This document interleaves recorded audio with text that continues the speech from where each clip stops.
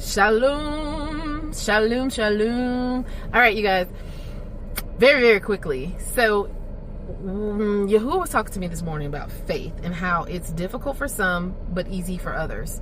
And I always use myself as an example because, I mean, who better to use as an example than my own life, right? So for me, I grew up kind of sheltered. Even though once I graduated from high school at 17, I went out into the world and I had some experiences. I got myself into some very unsavory, bad situations multiple times. But one thing I always had was my parents to bail me out, right? So growing up, both my parents were in the house. I never had to worry about the mortgage getting paid, the lights getting paid, the water getting paid, groceries, clothing, none of that stuff, right? Parents took care of it.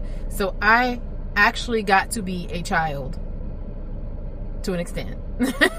There was other things that prevented me from being a child, but to an extent, I actually got to be a young person in my parents' house. So for me, it's easier to have faith in Yahuah and to trust Yahuah than it is for others, and I can recognize that. And the reason being is because all I had to do was transfer my faith from my parents, my faith and my trust from my parents over to Yahuah.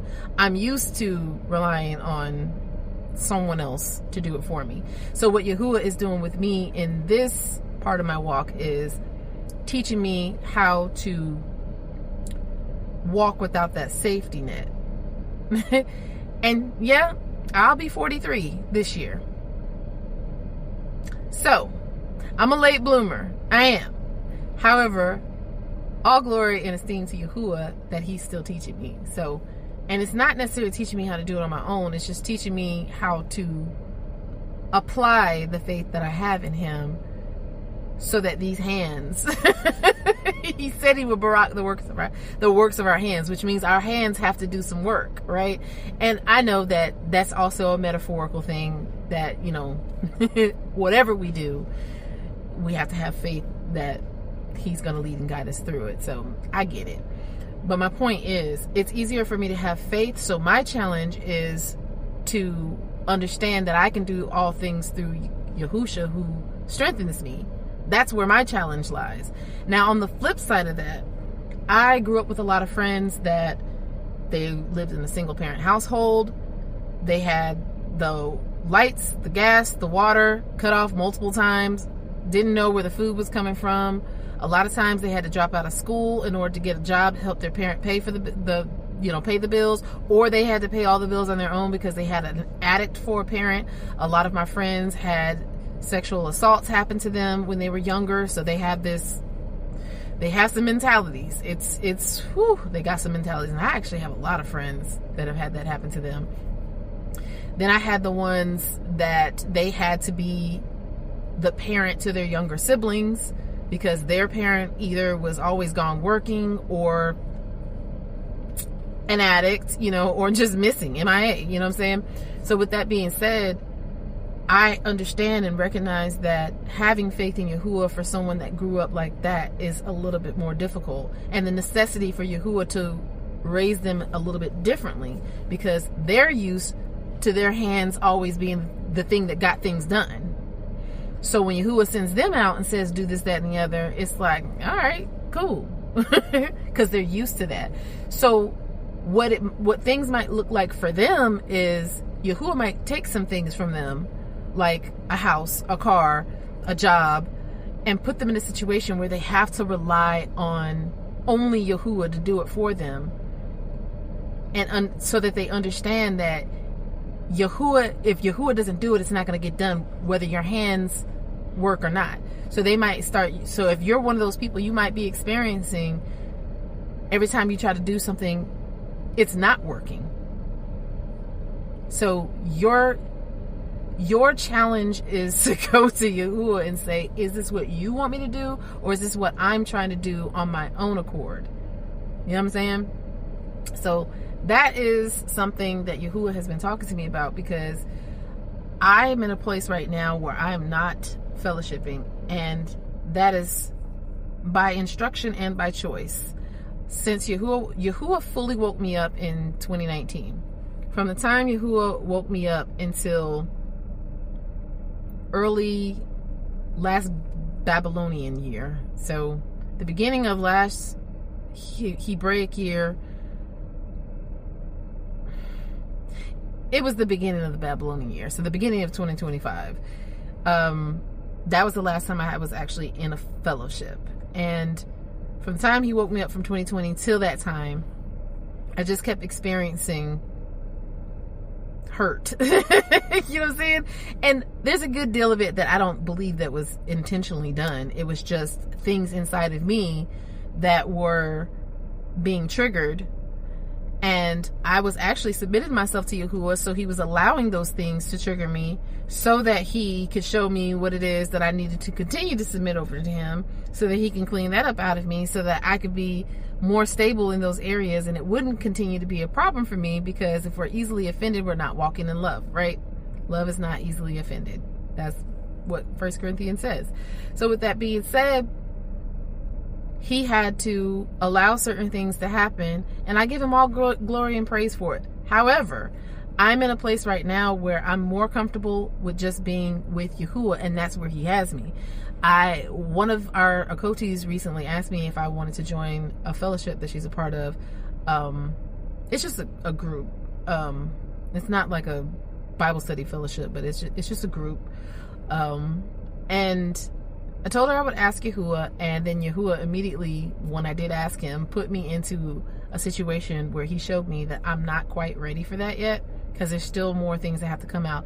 Because there was a lot of, and I'm going to be transparent because that's what we're supposed to do. I had to hand over a lot of bitterness, anger, resentment, hate. I can't even think of everything. I have a whole sheet of paper and I kept fasting and praying over the things I wanted Yahuah to bring up out of me. So, and then on the flip side of that paper, it was literally on the back side of that paper, I had a list of things that I wanted him to add to me. The fruits of his Ruach were always at the top of that list. And then, faithfulness and gratefulness and so on and so forth. But with that being said, he pulled me away so that he could do that. And I had to go to him to ask him if I was ready for more fellowship. And the answer was no. And I'm okay with that because I'm actually listen, I like being by myself. So my challenge is to be in a fellowship, but it was just some things. A lot of times we see things on the surface, but we don't see how far down the roots of those things can go. Or a lot of times we don't even know what the root of those things are, right? So for instance, we grew up, all of us in this world were indoctrinated into this me type of mentality. So we have this mentality that we're the only ones that have gone through anything. We're the only ones that Yahuah is walking with and talking to. We're the only ones. We're the only ones. We're the only ones. And if it doesn't look like what he's doing with us, then it must not be Yahuah, which is not true to an extent. Because if Yahuah is, I gotta give my disclaimer, if Yahuah is telling you, if you think Yahuah is using numerology to talk to you, divination to talk to you, if you think that Ruach HaKodesh is talking to you about energy, vibrations, frequencies, that ain't Yahuah. That's a seducing and a lying spirit that has come to you, and you need to repent. I'm just saying, Yahuah is not going to contradict his own word and law, right? But if he's speaking to you within the context of his own word and law, then yeah, it's not going to look exactly like what it looks like for you. I gave a perfect example at the beginning of this video with, me being sheltered versus someone that had to be an adult at a very young age.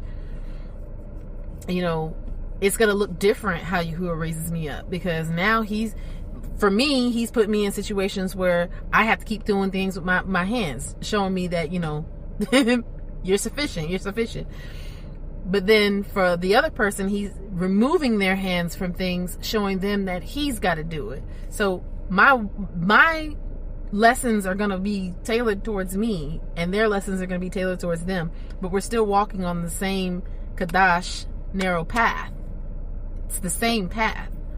So we got to be a little bit more graceful and merciful and long-suffering. Long-suffering is just patience with each other when we see each other attempting to do what Yahuah says and attempting to walk with Yahuah. Again, if you see somebody doing something that's just completely against Yahuah's word, then yes, you need to go say something to your brother or sister. Don't just sit and watch them walk off into the lake of fire. You know what I'm saying? We're not supposed to do that, but you know, it doesn't have to look identical to what you have going on. And this is a lesson I had to learn, because sometimes we don't realize that we're not extending that type of grace to each other and that we're being kind of closed-minded. I didn't realize. I always thought that I was very open-minded and very loving and patient and understanding, and you had to show me that that wasn't always the case.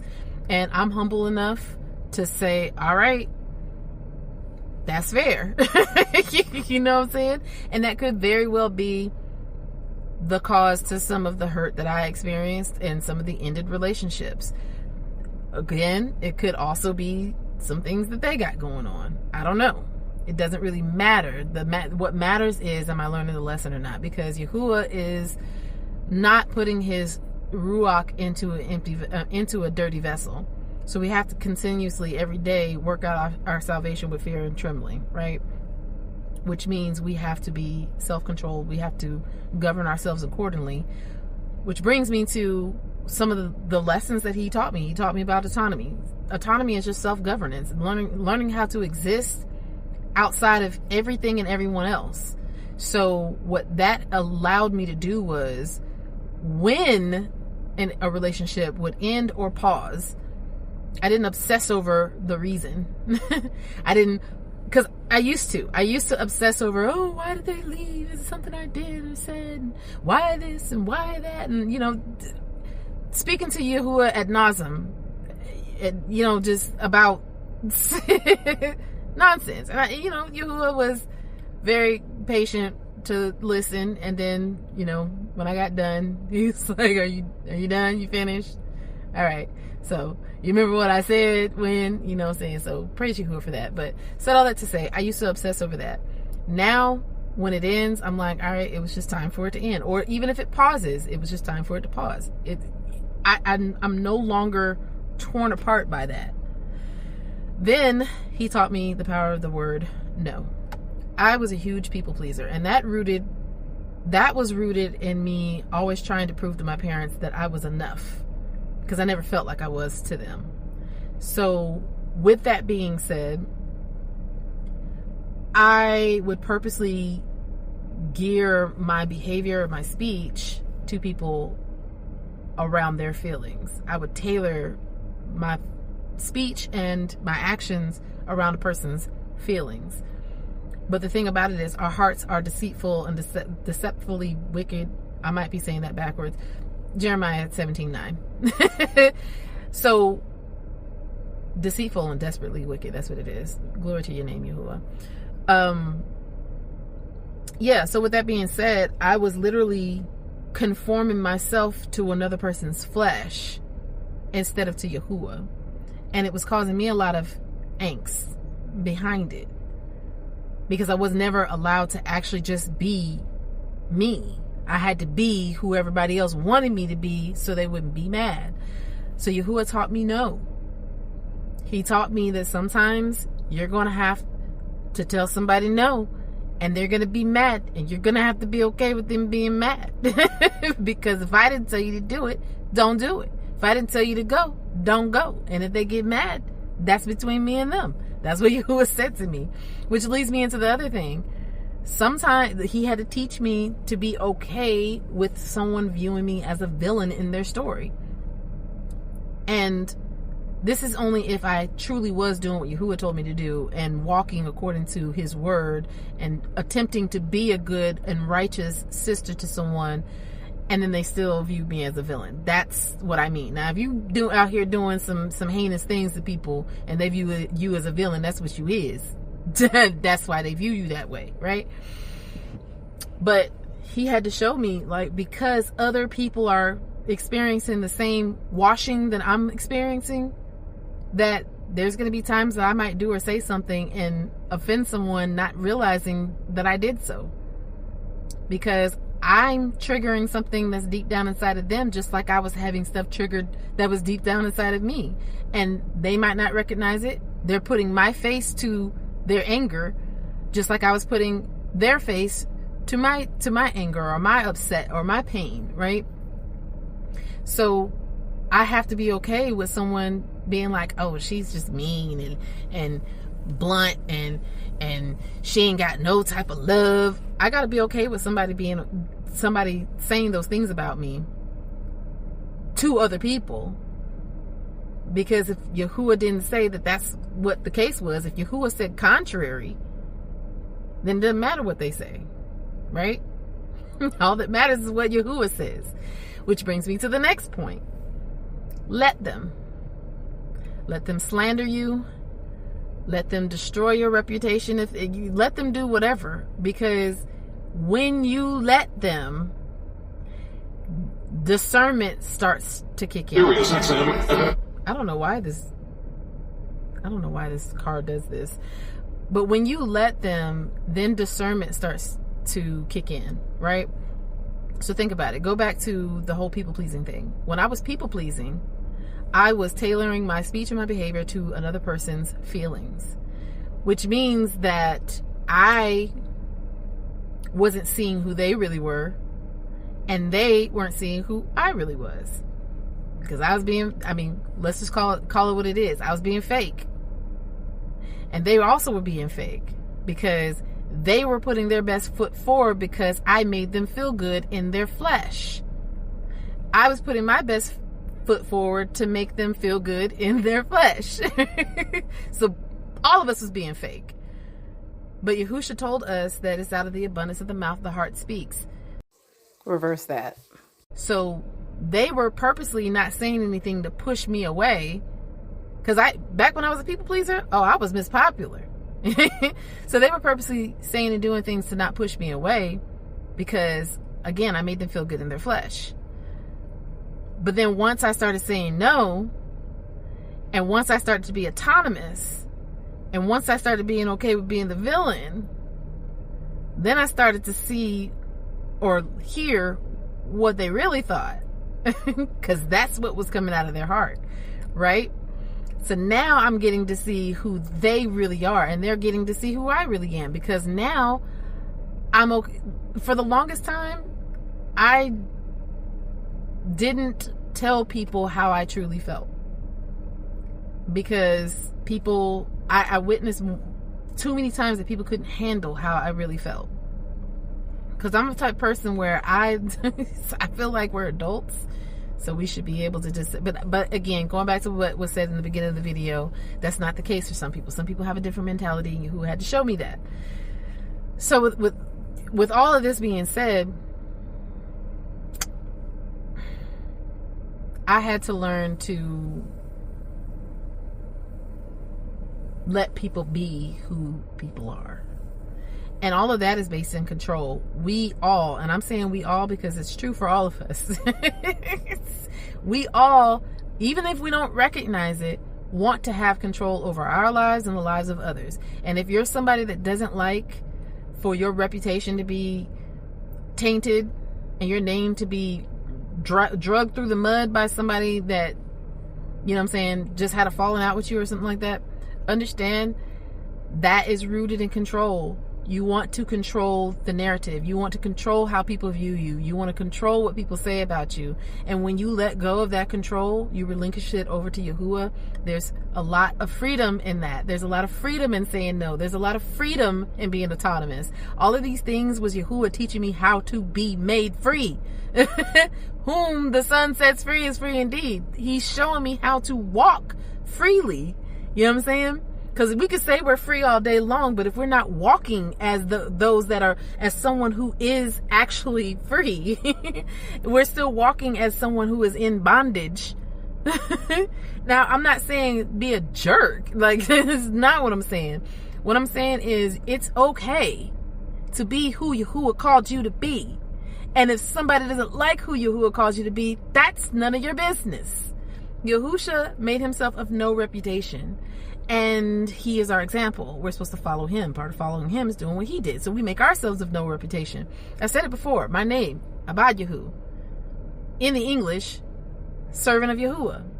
In the Paleo, much deeper. Not getting into that right now. But servant of Yahuah. That's a title. It's what he calls me. But that's a title.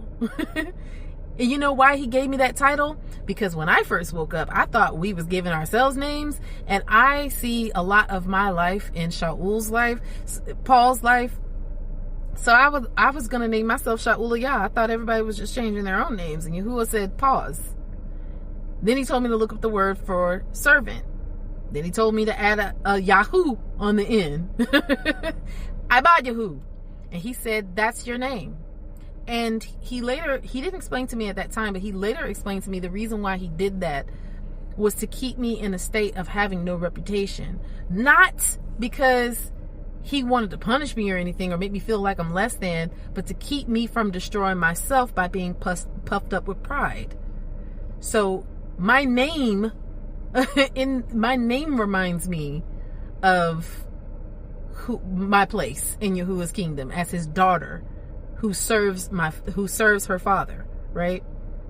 So that keeps me from puffing myself up. My name on my birth certificate is already Hebrew. My name is Leah. Well, my name was Leah. That is the name on my birth certificate. So at the end of the day, I already had a Hebrew name. You know what I'm saying? I already had the name of a woman that is the first wife of Israel. You know what I'm saying?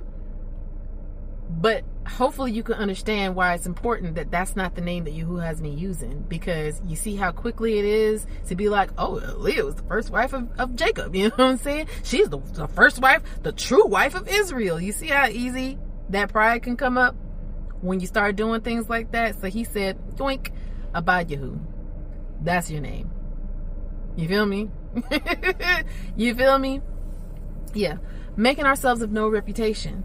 If you are someone who doesn't care about your reputation in the world, then there's nothing that anybody can say or do to you that's going to remove you from Yahuwah's spirit, Yahuwah's grasp.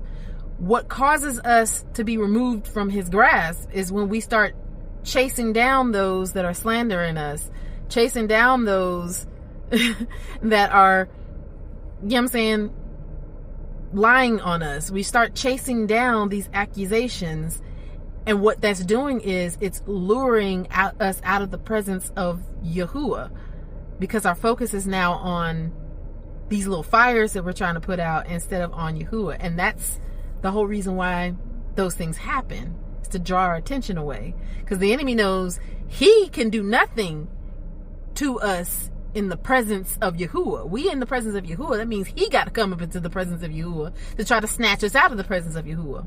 So what he does is he stands far off and he starts setting little fires over here to draw our attention away. So now we're over here instead of over here. And then that's how it happens. And it's very subtle. So a lot of times we don't even realize it's happening when it's happening, but that's why Yahuah says that we're supposed to consistently pray. Consistently pray without ceasing. Consistently hand over your cast down your imaginations. Consistently cast down your imaginations. All of this is for our own safety. So again, Yahuah gave me a title for a name in order to keep me from destroying myself, because Yahuah understands how the flesh works. We don't. So yeah, I know I said a lot.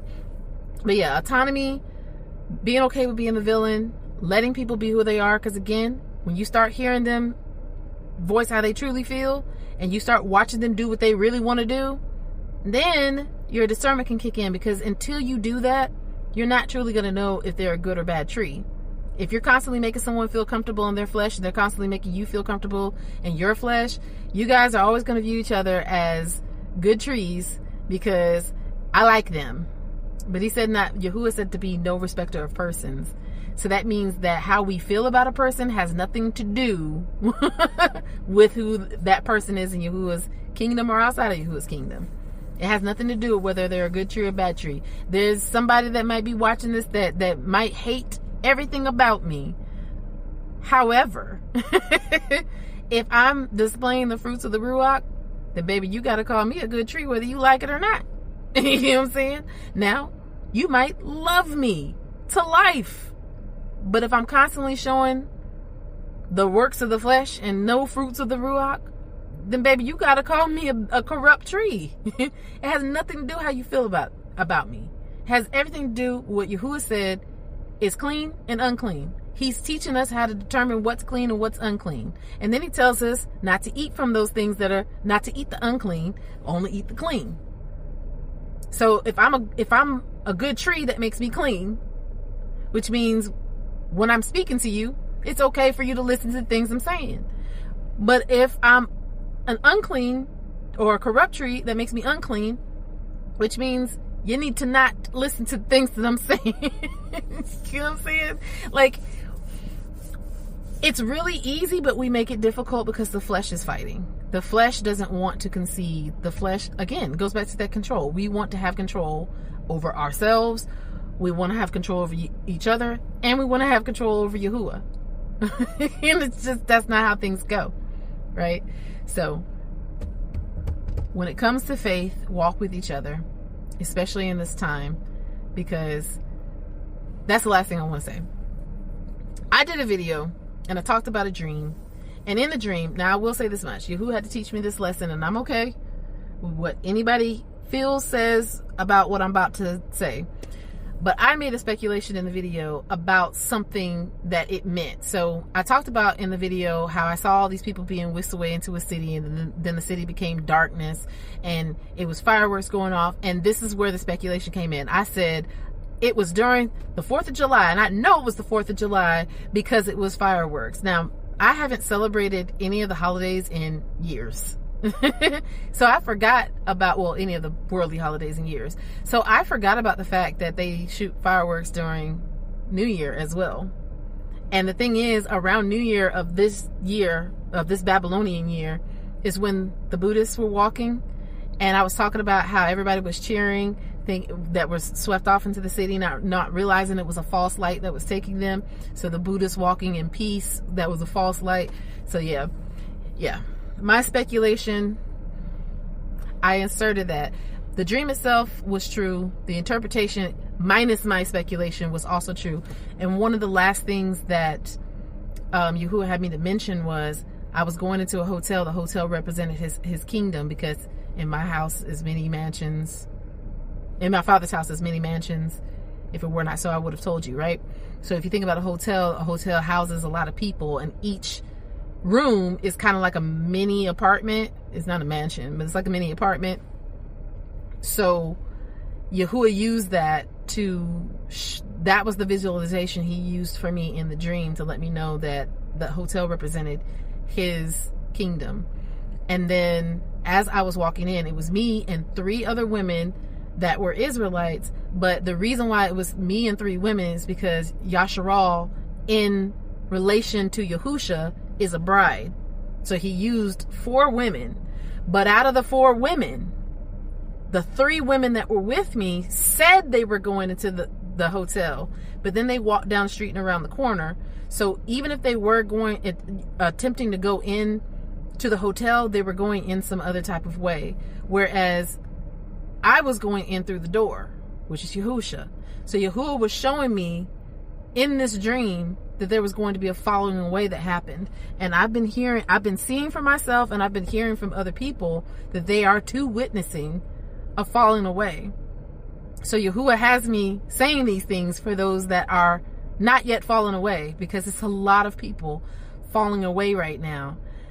And if you're seeing it happen, that is your cue to, one, make sure that your relationship with Yahuah, and I'm talking to myself first, make sure your relationship with Yahuah is airtight, okay? Airtight. You have no room, no time, no nothing for anything outside of what Yahuah is talking about. And again, this is for me first, but it's also your cue to, you know what I'm saying, like your brother and your sister's keeper. You know what I'm saying? Check on the Mashpaca. Make sure everybody is okay. You know what I'm saying? There's a lot of folks out here suffering in silence because they have also experienced hurt and pain in these fellowships. So check on your Mashpaca, all right? Check on your Mashpaca, because, again, yeah. And I'll take full responsibility. I will not speculate going forward, because I definitely speculated it being, I literally said in the video, I'm gonna put the video up on the screen and the link to it, so you know, if you want to go listen to it. But I definitely said, I know it was the 4th of July because it was fireworks. I definitely said that. You didn't tell me to say that, y'all. He didn't. And now I'm gonna have to learn my lesson by whatever anybody says about the fact that I said something and Yahuah didn't tell me to say it. So it's okay. I deserve it. I should have been more cautious, and I'm okay with that. It's a lesson learned. Okay. All right. I love you guys. Much ahab and shalom.